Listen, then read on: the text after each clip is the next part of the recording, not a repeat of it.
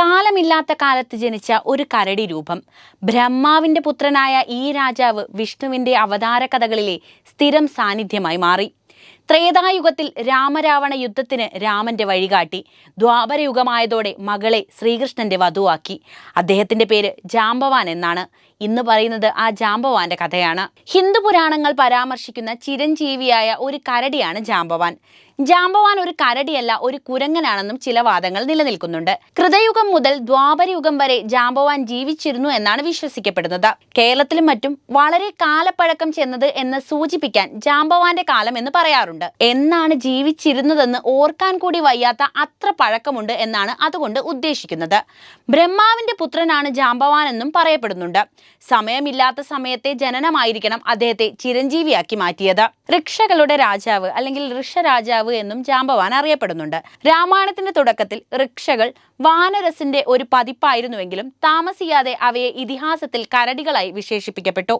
പലപ്പോഴും ബ്രഹ്മാവിന്റെ പുത്രനായ കിംവദന്തികൾ പ്രചരിക്കുന്ന അദ്ദേഹം യഥാർത്ഥത്തിൽ ബ്രഹ്മാവിന്റെ തന്നെ സൃഷ്ടിയായിരുന്നു. രാമായണ കഥയുമായി ബന്ധപ്പെട്ടാണ് ജാംബവാന്റെ പേര് ശ്രദ്ധിക്കപ്പെട്ടത്. സീതയെ രാവണൻ അപഹരിച്ച ശേഷം സീതയ്ക്ക് വേണ്ടി രാമൻ നടത്തിയ അന്വേഷണത്തിലാണ് അവർ ജാംബവാനെയും വാനരപ്പടയെയും കണ്ടുമുട്ടുന്നത്. ദക്ഷിണേന്ത്യയിലെത്തിയ രാമലക്ഷ്മണന്മാർ ബാലിയുമായി യുദ്ധം ചെയ്ത് സുഗ്രീവന് രാജ്യം നൽകി. പിന്നീട് രാമനൊപ്പം കൂടിയതാണ് ഋക്ഷകളുടെ രാജാവായ ജാംബവാനും സഖ്യവും. സീതയ്ക്ക് വേണ്ടിയുള്ള അന്വേഷണത്തിൽ അദ്ദേഹവും വലിയ പങ്കാണ് വഹിച്ചത്. ലങ്കയിലെ അശോകവനികയിൽ രാമനായി കാത്തിരുന്ന സീതയ്ക്ക് മുന്നിലേക്ക് ആദ്യം എത്തുന്നത് ഹനുമാനാണ്. അതിനായി ആ കടൽ കടക്കാൻ ഹനുമാനെ പ്രോത്സാഹിപ്പിക്കുന്നതും ജാംബവാനാണ്. രാമരാവണ യുദ്ധത്തിൽ രാമനെ സഹായിക്കാനാണ് ജാംബവാന് ബ്രഹ്മാവ് ജന്മം നൽകിയത് എന്ന് പറഞ്ഞല്ലോ. വിഷ്ണുവിൽ നിന്നും ബ്രഹ്മാവ് രൂപമെടുത്ത് ധ്യാനത്തിലിരിക്കെ ഒന്ന് തുമ്മിയത്രേ. അപ്പോൾ ഒരു ചെറു ജീവൻ പൊടിഞ്ഞു. ആ ജീവൻ ജാംബവാനായി മാറിയെന്നും കഥകളുണ്ട്. രാമരാവണ യുദ്ധത്തിൽ ഒരു പ്രധാനിയായിരുന്നു ജാംബവാൻ. കടലിനു കുറുകെ രാമസേതു നിർമ്മിച്ച് രാമനും ലക്ഷ്മണനും വാനരസേനയും കടൽ കടന്ന് ലങ്കയിലെത്തി. അങ്ങനെ ഇതിഹാസമായ രാമരാവണ യുദ്ധത്തിന് കൊടിയേറുന്നു. യുദ്ധം കൊടുമ്പിരി കൊണ്ട നാളുകളിൽ ഒരു ദിവസം ജാംബവാൻ രാവണനുമായി യുദ്ധത്തിലേർപ്പെട്ട ഒരു കഥ പറയുന്നുണ്ട്. അയാൾ രാവണനെ കൈകൾ കൊണ്ട് ശക്തിയായി അടിക്കുകയും നെഞ്ചിലാഞ്ഞ് ചവിട്ടുകയും ചെയ്തു അത്രേ.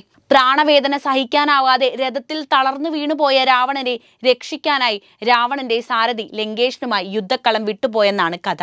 അത്രയ്ക്കും ശക്തനായിരുന്നു ജാംബവാൻ. വിഷ്ണുവിന്റെ അവതാരങ്ങളെ നേരിൽ കണ്ട് തൊഴുത വ്യക്തി കൂടിയാണ് ജാംബവാൻ. പരശുരാമൻ, ഹനുമാൻ എന്നിവരോടൊപ്പം വിഷ്ണുവിന്റെ അവതാരമായ രാമന്റെയും ശ്രീകൃഷ്ണന്റെയും ജീവിത കഥകളിലും ജാംബവാൻ കടന്നു വരുന്നുണ്ട്. ത്രേതായുഗത്തിൽ രാമനൊപ്പം ദ്വാപരയുഗത്തിൽ കൃഷ്ണനൊപ്പവും ജാംബവാനെ കാണാൻ കഴിയും. ജാംബവാന്റെ മകളായ ജംബാവതിയെ ശ്രീകൃഷ്ണന് വിവാഹം ചെയ്തു നൽകുന്നത് ജാംബവാൻ തന്നെയാണ്. പാലാഴി കടയുന്ന സമയത്തും ജാംബവാൻ ഉണ്ടായിരുന്നു.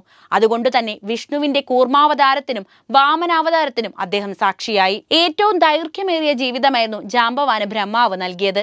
കരടിയുടെ രൂപം സ്വീകരിച്ച് രാമനെ സഹായിക്കാൻ ഭൂമിയിലെത്തിയ ഹിമാലയത്തിലെ രാജാവാണ് ജാംബവാൻ എന്നും അറിയപ്പെടുന്നുണ്ട്.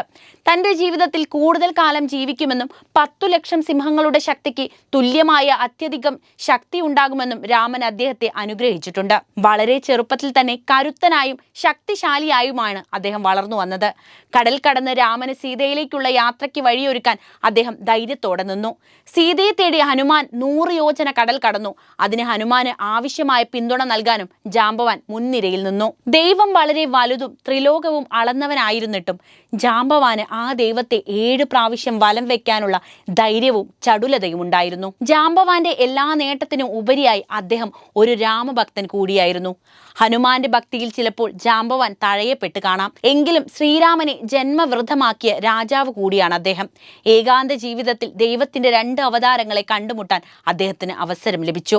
അവതാരങ്ങളിൽ ഏറ്റവും ശ്രേഷ്ഠമായ ശ്രീരാമന്റെയും ശ്രീകൃഷ്ണന്റെയും ജീവിത കഥകളിലെ പ്രധാന അധ്യായമായി മാറാനും ഈ ബ്രഹ്മപുത്രന് സാധിച്ചു. വിഷ്ണു ഭഗവാൻ ഭൂമിയിൽ അവതരിക്കപ്പെട്ടപ്പോഴൊക്കെ തന്നെ ജാംബവാൻ അവിടെ സന്നിഹിതനായിരുന്നു. കാലമില്ലാത്ത കാലത്തെ ആ ജീവിതത്തെ ഇപ്പോഴും പഴക്കത്തിന്റെ പേരിലാണ് നമ്മൾ മലയാളികൾ ഓർക്കുന്നത് തന്നെ. ഋക്ഷകളുടെ രാജാവിന് കരടിയുടെ മുഖം നൽകിയതാകട്ടെ ടെലിവിഷൻ സീരിയലുകളും. നിങ്ങൾക്കറിയാവുന്ന ജാംബവാനെ കുറിച്ചുള്ള വിവരങ്ങളും കമന്റ് ബോക്സിൽ പങ്കുവെക്കൂ. അപ്പോൾ വീഡിയോ ഇഷ്ടപ്പെട്ടാൽ ലൈക്ക് ചെയ്യാനും ഷെയർ ചെയ്യാനും ശ്രദ്ധിക്കുമല്ലോ.